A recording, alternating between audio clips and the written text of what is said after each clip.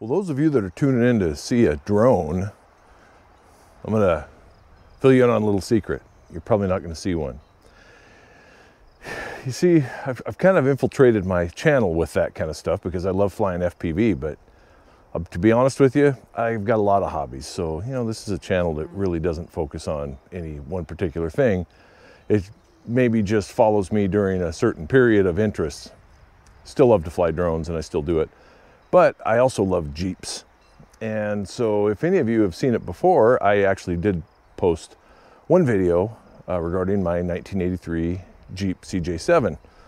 It was just a fun video. It was me kind of fiddling around a little bit with film editing and that sort of thing. So you do know that I do like Jeeps, I guess, if you've seen at least that one video. But in a little bit of history, my very first Jeep was a 1974 CJ5 that I got in high school. And I'm going to tell you, I loved that Jeep. It was just a plain Jane base model, inline six. It was a 258. I ran the bones out of that thing, ran it until the body was falling off of it, basically. Neither here nor there. What I'm really here today to show you is my latest and greatest endeavor. And it's something that I thought I might want to bring you guys along with. Maybe there's some other Jeep enthusiasts out there that would like to see somebody go through, maybe not a full-blown restoration. Let's call it more of a revitalization, if you will, of a Jeep. So what am I getting at? What did I purchase? I bought this 1973 Jeep CJ5 base model. I guess you call it a base model. They were really all base models. They were just simple back in those days. This kind of fits the characteristics of the Jeeps that were made from about 55 until about 75. They were all pretty much this style, this standard, pretty much the same bodies, some slight variations. This does have the inline six in it. It's a 258 from the best I can tell. At least that's what the VIN tells me. Stock hard cab still on it. This was a plow Jeep for a guy here in town, and he plowed with it for years. So it took the abuse in the front end of something that had a snowplow on it. So needless to say, it does need some front end work, mainly suspension. But what we have here is something with some pretty darn good bones. The friend that I bought this from, he let me know that the engine was recently worked on. Matter of fact, he claims it was rebuilt. It runs really well, it runs really strong. As a matter of fact, it's got a lot more power than my 83 CJ7 did. And so it kind of has that feel to it. The carburetor, for instance, on it, it's just got a Carter single barrel on the top, kind of what the base model Jeep would have come with. And that looks like it's been recently rebuilt. It's fresh and clean. I mean, you can tell it's been three different colors. This was originally a yellow Jeep. And if you kind of look around here a little bit, there's a layer of black.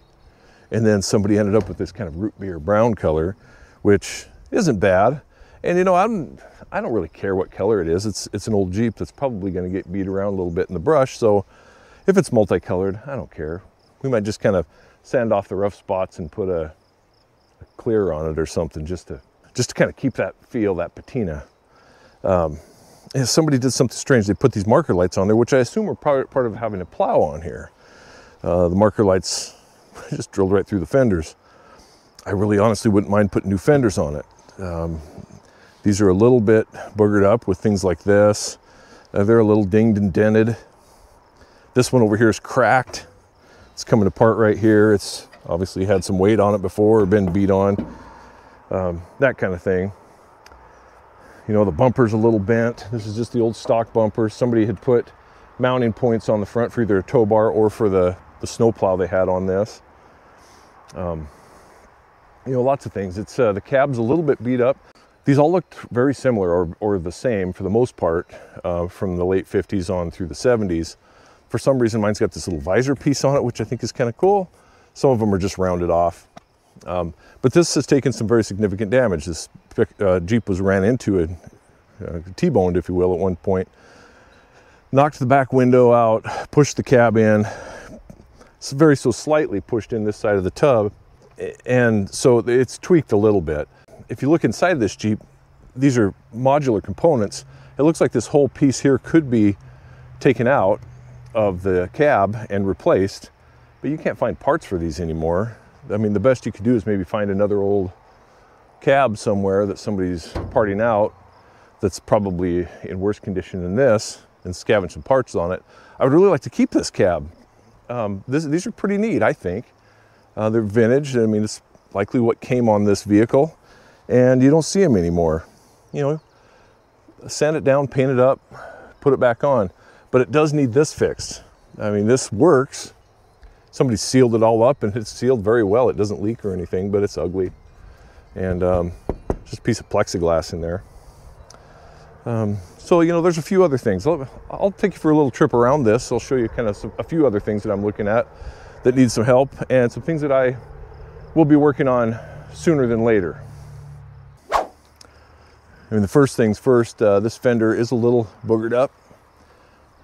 You have these marker lights on there, which again, I assume were for the plow. We got cracked out fender here. Again, these are so easy to replace. You can buy these fenders relatively inexpensive online.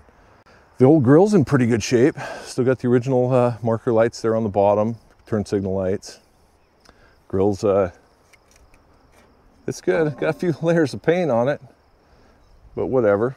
Again, you can kind of see in there, got a new fresh radiator somebody put in recently. Got the stock bumper, or at least it's shaped and looks very similar to a stock bumper. It may not be, might be a little heavier, but somebody put these toe points on it. And then this is, again, being a plow Jeep, the front of this thing probably got abused very badly. I'd like you to take a look at this. They've broken off the eye leaf at one time and they welded it back on. So that's got to get fixed. So we'll be replacing leaves on this, but we're not just doing the front. Of course, we're going to do the whole thing.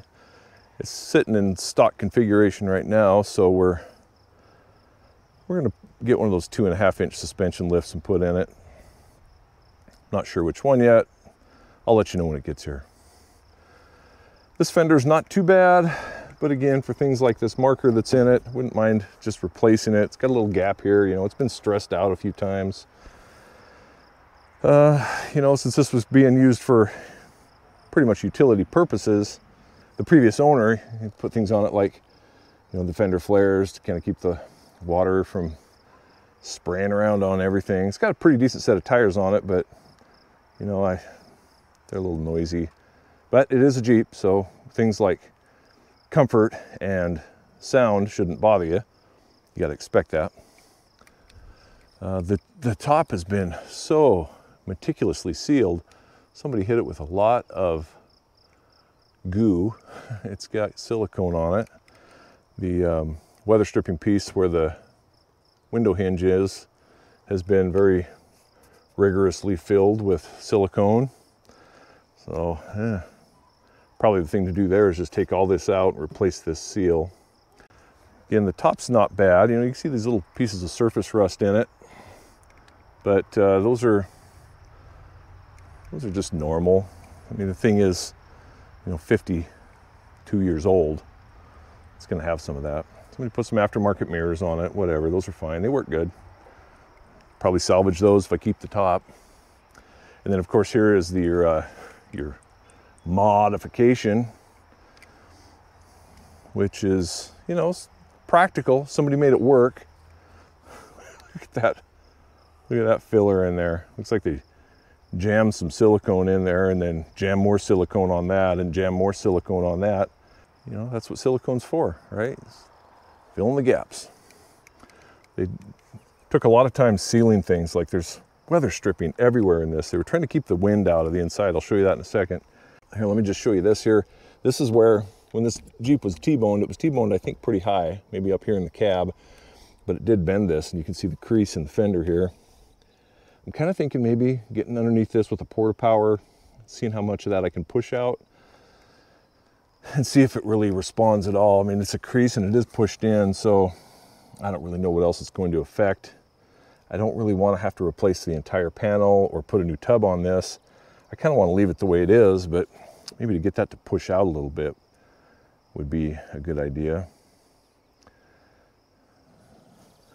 The turbo spokes that are on it, those are kind of cool. They're probably not going to stay on it. I've probably got some friends that you know, graduated in 1979 that would love to have those. Put them on their square body or something. This back here, the back, you know, really not too bad except for the surface rust. The cab's hanging in there pretty good. It does not function. It's all sealed up, bolted together inside. Again, somebody at one point was all about keeping this thing sealed to keep the cold air out. And the gentleman I bought it from said that it is very warm. I mean, which is surprising for a Jeep. Jeeps are traditionally very cold in the winter. This thing will run you out. The heater will run you out of it in the winter, and that's because it's so insulated inside, and I'll show you why here in a little bit. They've put on some other aftermarket things. Somebody had built a spare tire hanger for this that, you know, came across the back here. I've already removed that. It was keeping me from getting back here to look at things like the back bumper. It had an aftermarket bumper on it somebody had welded on. They'd pushed through 2 bolts through the frame here and welded the bumper to the bolts, so I just kind of got in here and cut that off. You know, exposing this rear cross member. We'll clean that up. It's surprisingly in good shape. It might be bent in a little bit on this end, but we can clean that up. It's in good shape. And we may not even put a bumper back on this. As some of you may know, with these Jeeps up through 75, they had this cross member piece in the back. And there's not a lot of bumper options for them because the mounting really was not that good. So, you know, not having one on there is not a big deal for me. If I do put something on there, I'll probably just fabricate something myself and maybe weld a receiver on it. There is a new gas tank in it. You can see that here. See the color variation, it looks new. That was verified by the previous owner. He had told me that. We do have rust in here along the hinge on the tailgate. That's got to come off. I think I'm just going to replace the tailgate there. Again, very inexpensive, easy to replace. Needs new backup lights, but I'm going to tell you the backup lights on these things always look like this. My 74 that I had in high school was the same. You bust off these tail lights, you bust off the backup lights all the time. But I don't know, maybe to keep it vintage, I will replace those. We'll put new ones in. Pull these off at some point, maybe replace these, see how they look when I pull them off. You know, we got a fair amount of cancer coming in here in the corners. Have to see how that's affecting everything as well. We've got a trailer towing connection here, electrical connection, because of all the electrical problems that could create. That'll probably eventually come out and we'll just patch that. I don't know, this might be a good candidate for diamond plate corners. You know, that's, you know, anytime you see a Jeep with diamond plate corners, you think, oh, he's got rust problems. Well, this one does, and that might be a good way to patch that and get rid of that stuff. I don't know, we'll see what comes of that. Tailpipe here. You know, you got the custom wire job. Yeah, you know, you got to keep it wired up. So it's probably going to go see the exhaust doctor here before long. I'll just get a new exhaust all the way through. It's got one small little glass pack in the middle, and it's a bit noisy. I've kind of graduated from noisy. I don't like that anymore. So this is going to be a quiet vehicle. We're going to you know, put something a little bit more adult on it. The other things, this side's had, you know, a fair amount of cancer in it. She's suffering there. You know, how we fix that, I don't know. We'll figure that out. It might be one of those things that screams diamond plating. You know, we cut it out as best we can, hit it with some, you know, some type of anti-rust paint, clean it up, and then just cover it. I don't know. These old spare tire hangers will probably come off. You can see where somebody's pushed against these at one time. You got a little dent here in the cab. You know, that's got to be fixed. We can see here on the gas filler, we've got some, you know, weathering on the weather stripping around that. And that's the kind of stuff that'd be easy to replace. Not a big deal there. All that stuff's available online. Kaiser Willys, Quadratec, whatever. We can find those parts. This side's not that bad. You know, the cab's in great shape. Original glass still in it. The thing opens and shuts like it's new. You know, there's a few things I haven't figured out yet, like all these extra screws, bolts that are in the sides in places. I don't know what those are for. And I'll show you why when we get inside. Why I don't know what those are for, because I can't see the other side of them, or at least I haven't had a chance to inspect them yet. So that's kind of the walk around of this old girl. Got great glass in it. Front windows shiny and new almost. So let's take a look inside. And the doors work great on this. Got the, the custom retainer here for the doors. Keep them from flying away from you. You don't want those screaming off the hinges. Interior really isn't that bad, for being, again, 52 years old. It's not perfect, but the seats, yeah, it could be used replacing. I'm probably not going to recover them. I'm going to replace them. They're all over the internet. You can replace these things all day, get OEM replacements. There's a dozen aftermarket options available. They just bolt right onto the old mounts, so there's no problem there. But for now, these are at least comfortable. They'll get me by for a while until I get into start doing interior work, which isn't going to be at the top of the list. We've got somebody built some boots for the shifter, the transfer case lever. Transfer case lever didn't get the same treatment. It's got duct tape. So those are two things easy to fix. Part of what I was saying earlier, and just trying to discover what all is underneath this thing, is the whole thing's been carpeted, and you can see it. We've got some rubber matting here in some places, but then there's little pieces of carpet all over. And again, some old boy was keeping this thing warm inside, so he wasn't freezing to death while he's out plowing snow. We got the insulation in the sides here in certain places. At least he was normalizing about it. He did it on both sides here.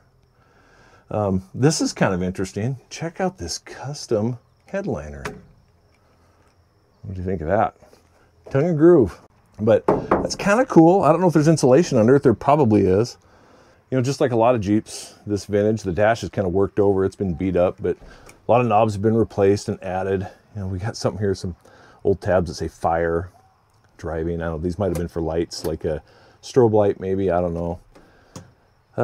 Headlights, taillights, all that stuff works.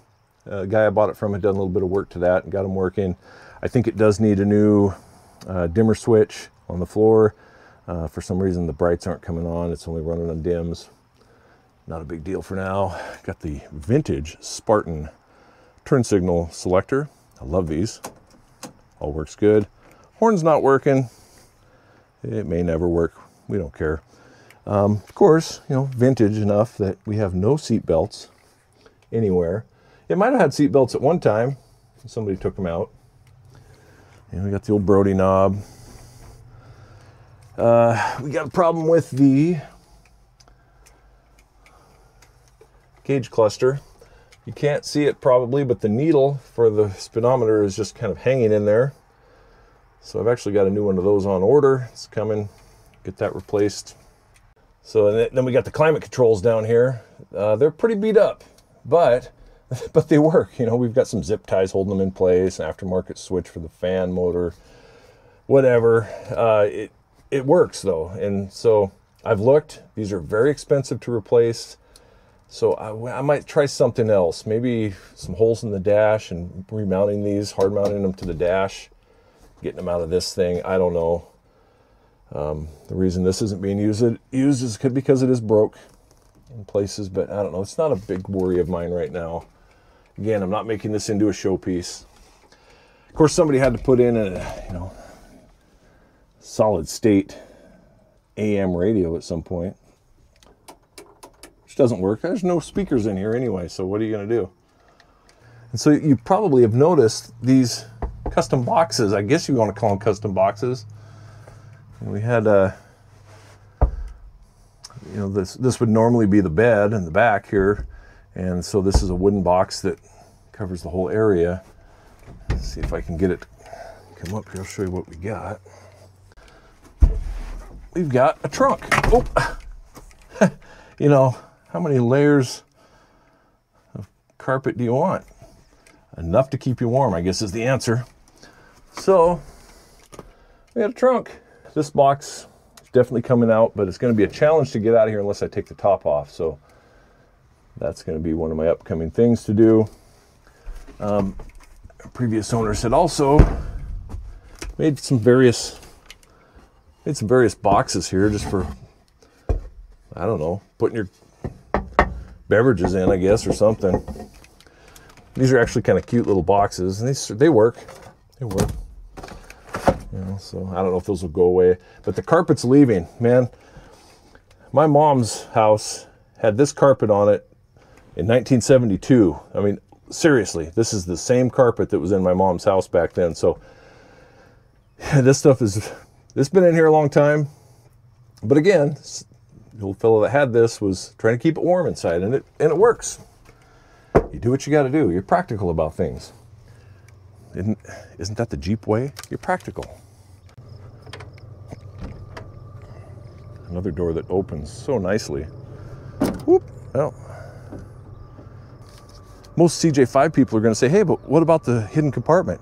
And of course, you guys probably all know about the hidden compartment. All Jeeps have. CJ5s all have this hidden compartment in them. And of course, you know, when you're in high school, what better place to store your beer than in here? So there you go.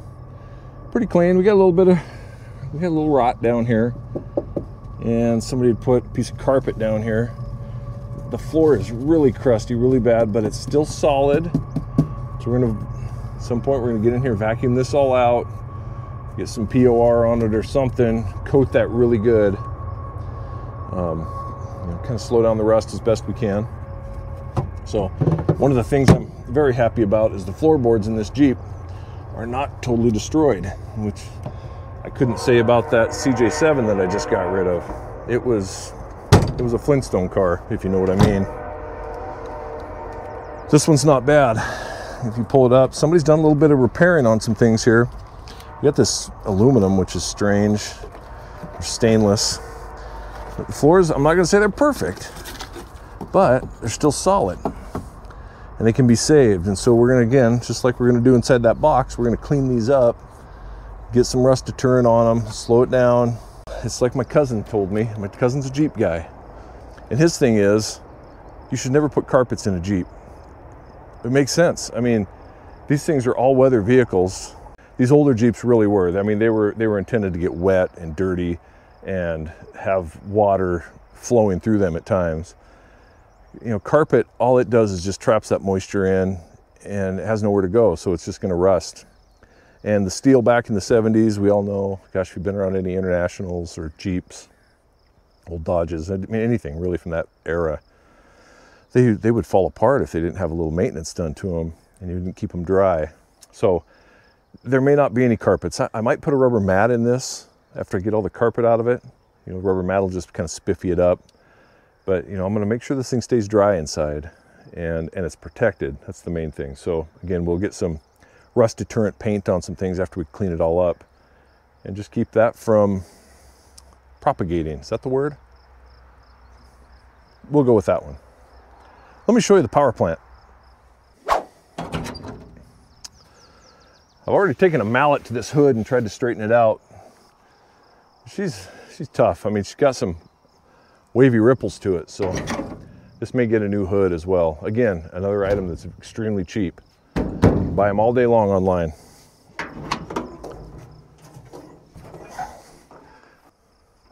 Yeah, just your standard inline six. Not a big deal, but so simple. Just simple, simple, simple. These things either run or they don't. If they're not, there's only a few items that are going to cause them from not running, and they're easily diagnosed. So let's give it a bath. And when you're 6'4", you gotta suck it in a little bit. That's better. Get in this. There's something comfortable about these old girls. I don't know. Like I say, I drove one a lot when I was in high school, so maybe it's just that feeling coming back to me. But I like the way these feel. I like the way you sit in a CJ5.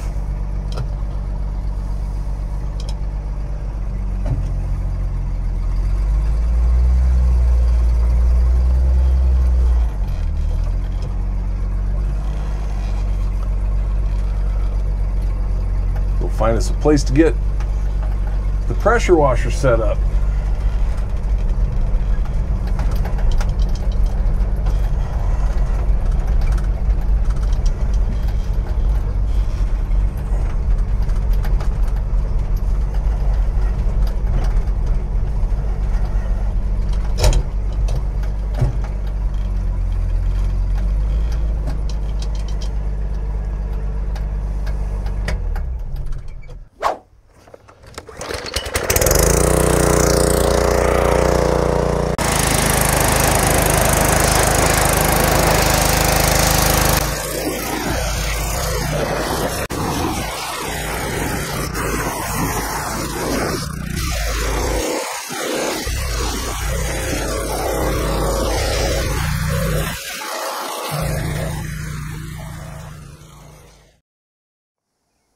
Welcome to my workspace. My dad called this the Big Sky Shop. Why? Because our roof is the big sky. Dad passed away last year, and this is where he worked on all of his projects. And when I say projects, I mean logging trucks. My dad was a log truck driver. And so for years, he and my brother, who passed away about 10 years ago, this is where they would work on their vehicles. So it doesn't look like much, but this is where I'm going to work on the old Jeep for the most part. I've got tools upon tools upon tools. I've got air compressors, bolts, clamps, whatever, sanders. All the tools I need are right here in my dad's old Big Sky shop. So this is where we're going to do it. This isn't fancy. I don't have a garage or a concrete floor. So I lay in the dirt a lot. Might throw down an old sheet of cardboard so I don't get, rocks stuck in my crevices. And that's it. That's just an introduction to my next project, which is this old Jeep. And if you're interested and you want to follow along, or you have some advice for me on how to kind of move forward with a few things, maybe how to get some dents out, or maybe some engine modifications, I don't know. Again, I'm not in a big hurry to do any serious changes to the drivetrain of the engine. So if you're an older CJ5 enthusiast, gosh, let me know. Post it down below. Let me know what you did with your Jeep, some of the modifications. If you went all out and went, 30 grand on the thing, or if you just kind of put a diaper on it and some lipstick and made it look good. Because you can do that and nobody's judgmental. So that's it for now. Next time join me and we'll get this cab off, clean out the interior, and I should have some new suspension ordered up real soon, and maybe that'll be in the next video as well. So thanks for hanging out with me, and we'll see you on the next one. Take care till then.